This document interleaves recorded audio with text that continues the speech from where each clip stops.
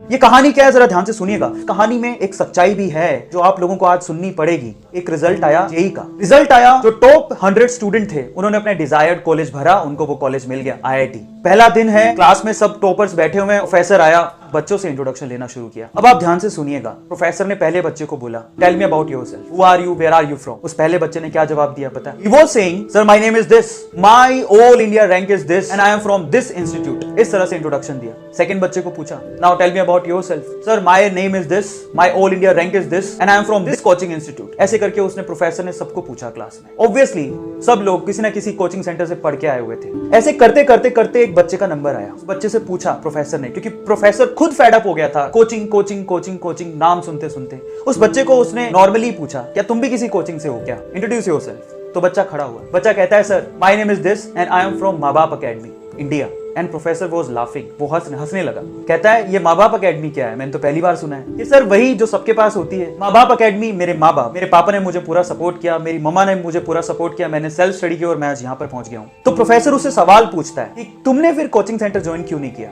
बड़े ध्यान से सुनिएगा। अच्छा जवाब देता है कि सर क्या हो जाता कोचिंग सेंटर ज्वाइन करके, वही ऑल इंडिया रैंक 1 है, जो वही लकड़ी की बेंच में इसी क्लास में बैठा है, और वहीं मैं हूँ 59th रैंक है सर, और मैं भी उसी क्लास में उसी लकड़ी की बेंच पे सामने बैठा हूँ सर। क्या फर्क? हाँ, फर्क सिर्फ इतना है कि वो 2-2.5 लाख रुपए खर्च करके बैठा है और मैं अपने माँ बाप के 2-2.5 लाख रुपए बचा के बैठा हूँ सर। सो प्रोफेसर उसकी बात को सुन के हैरान रह गया। प्रोफेसर से रहा नहीं गया, उसने फिर से एक सवाल पूछा उसी बच्चे से। कहता है, तुमने कभी तो ट्राई किया होगा इस कोचिंग इंस्टीट्यूट के लिए, कभी तो तुम गए होगे। तो उसने जवाब दिया, हाँ सर मैं गया था। मेरे स्कूल वाले जो टीचर थे वो मेरे घर आए, मेरे पापा से मिले और उनको बोलते हैं कि आपका बच्चा बहुत होनहार है, इसके लिए कुछ करो, तो किसी इंस्टीट्यूट में दाखिला दिलाओ, ये निकल जाएगा। पर मेरे पापा के पास इतने पैसे नहीं थे, तो उन्होंने अपना घर बेचकर थोड़े बहुत पैसों का जुगाड़ किया और मुझे लेकर गए इस कोचिंग सेंटर में।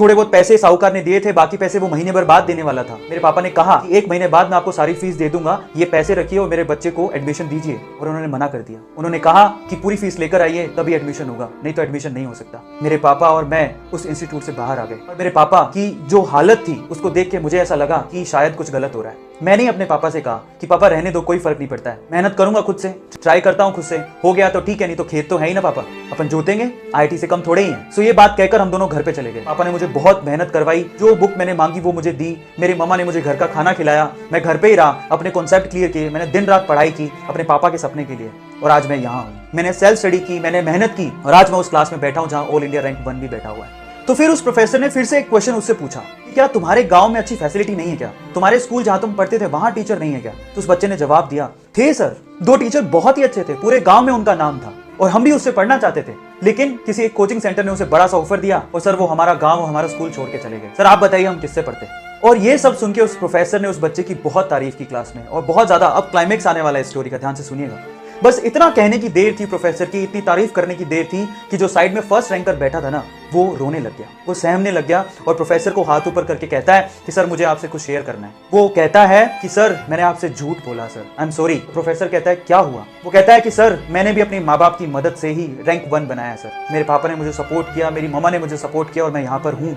तो फिर प्रोफेसर पूछता है, तो तुमने क्यों कहा था पहले कि तुमने कोचिंग सेंटर ही ज्वाइन करके ये रैंक बनाया। तो वो कहता है, sir I am sorry, actual में मुझे ऑफर आया था इंस्टीट्यूट से और इस वजह से मैंने अपना रैंक बेच दिया, सॉरी फॉर दैट सर, मुझे बहुत फील हो रहा है। अब मोरल क्या है स्टोरी का, जरा उसको समझें।